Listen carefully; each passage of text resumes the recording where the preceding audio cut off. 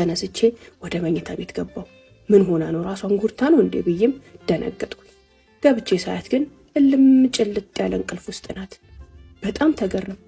ምን አይነት ሴት ናት እቺ ሴት? ምን አይነት ሰው ናት እቺ ሰው? ለራሴ ራሱ ግራ ገባኝ። አንድ ነገር እንዴት አትለኝም? አንድ ነገር እንዴት አትናገረኝም? ሌላው ቀርቶ ከዛ ንግግር ከዛ ዱብዳ በኋላ እንዴት እንደዚህ ተረጋግታ መተኛች አለች? ሰምታ ነበር ማለት ነው? ተዘጋጅታ ጠብቀኝ ማለት ነው? ወይስ ምን አስባ ነው አልኩኝ።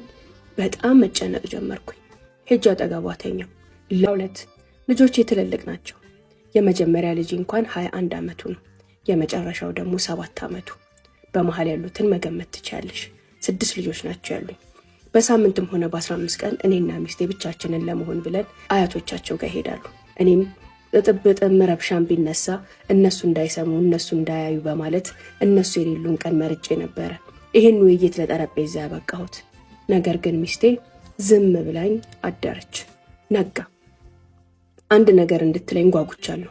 ከሷ በላይ እኔ እንድትጮህብኝ፣ እንድታለቅስ፣ እንድትወራጭ ፈልጌያለሁ። ሲነጋ ጠዋት ተነስታ እንደለመደችው ቁርሳችንን ማዘገጃጀት ጀመረች። ቁርሱ ተዘጋጅቶ ቀርቦ በሰዓት የተቀሰቀስኩኝ። ሱብሂም ተነስተን ስንሰግድ ምንም ያለችው ምንም የተናገረችው ነገር የለም። እንደ ማንኛውም ቀን ሰግዳ ቀርታ ነው ወደ ኪችኗ የገባችው። ጓጓሁኝ። ግን ከአንደበቷ የሆነ ቃል እንድሰማ ከምላሷ የሆነ ነገር እንዲወጣ ጓጓሁኝ። በጣም አላስችላለኝ። ቁርሱ ከቀረበ በኋላ መብላቴን ትቼ ለምንድነው ዝም ያልሽው? አንድ ነገር በይኝ አልኳት። ምን እንድልህ ነው የፈለግከው አለችኝ። በቃ የፈለግሽው ደስ ያለሽን አንድ ነገር በይኝ። ወይስ ከዚህ በፊት አውቀሻል አልኳት። ምንም ያወቅኩት ነገር የለም፣ ማታ ካንተ አንደበት ነው ያወቅኩት አለችኝ። እና ለምንድነው ዝም ያልሽኝ አልኳት። ስለኔ አታስብ፣ ለራስህ እዘን፣ ለራስህ አስብ። ስለኔ ፈጽሞ እንዳትጨነቅ። እርግጠኛ ነኝ አላህ የኔ ኒዕማ ሊያሳይህ ነው፣ የኔን ማንነት ሊያስረዳህ ነው አለችኝ። ሌላ ነገር አትይም አልኳት። በዚህ ጉዳይ ምንም ነገር ማውራት አልፈልግም፣ ከዚህም በኋላ ወሬውን እንዳታነሳው ብላ ዘጋችሁ።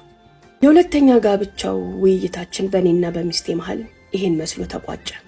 ከዛ በኋላ ስለዚህ ጉዳይ እኔም አላነሳሁም፣ እሷም አላነሳችው፣ ወሬውም አልተነሳም እስክገረም ድረስ። ነገር ግን ሁሌም ያስደነግጠኛል፣ ሁሌም ያርበደብደኛል፣ ሁሌም ያስፈራኛል። ምን እያሰበች ነው?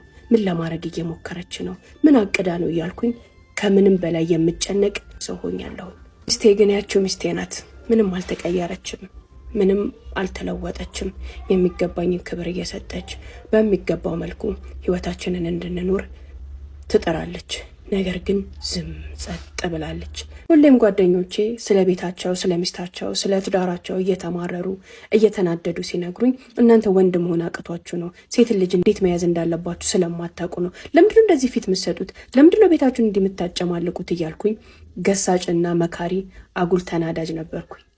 አይድረስብህ፣ አንተማ የተባረከችዋን ምርጧን አላህ ሰጥቶህ ነው ሲሉኝ ሚያካብዱና አጉል ሙገሳ እየመሰለኝ ምን ያህል ልዩ ሚስት እንደሆነችና እስካሁን ድረስ የነገርኩሽን እስካሁን ድረስ ስለሚስቴ የመሰከርኩትን ምስክርነት በህይወት ውስጥ አብሬያት ስኖር ግን እንደ መብቴ እንደ ግዴታዋ እኔም ደግሞ ጥሩ ባል፣ መልካም ባል፣ እሷን አያያዝ የምችል ወንድ ስለሆንኩኝ ነው እንጂ የእሷ የተለየ ማንነትና ምርጥ ሴትነት ነው ብዬ አስቤ አላቅም ነበር።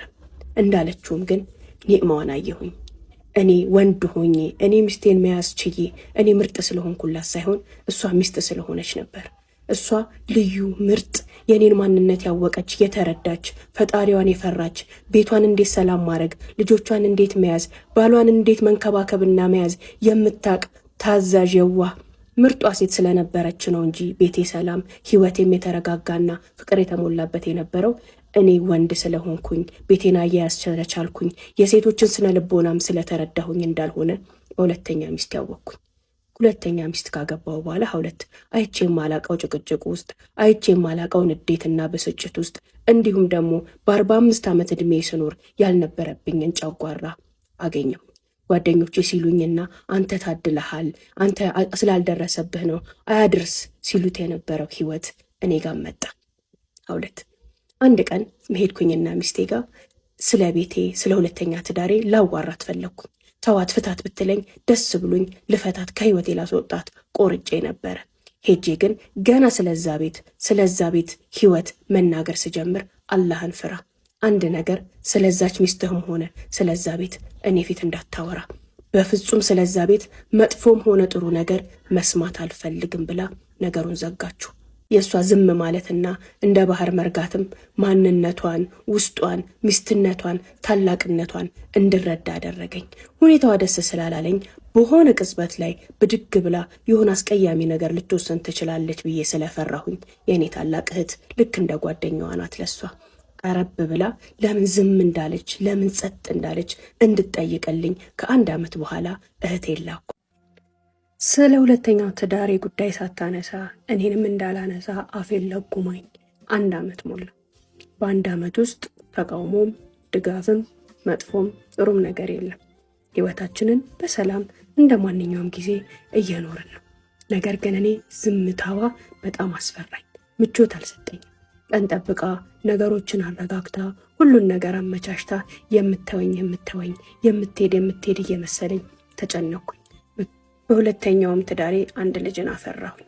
ነገር ግን የሚስቴ ዝምታ ልክ እንደነገርኩሽ ነው የሚያስፈራ። ልክ እንደ ባህር ነው ዝም ያለችው። ባህር ደግሞ ከገባድ ዝምታውና ጸጥታው በኋላ አስፈሪ ማዕበል እንዳለው አውቃለሁ። በዚህም የተነሳ ነው በጣም የምትግባባትንና የሚዋደዱ እህቴን መታ እንድታናግራትና የዝምታዋን ሚስጥር እንድታውቅ ያደረኩት።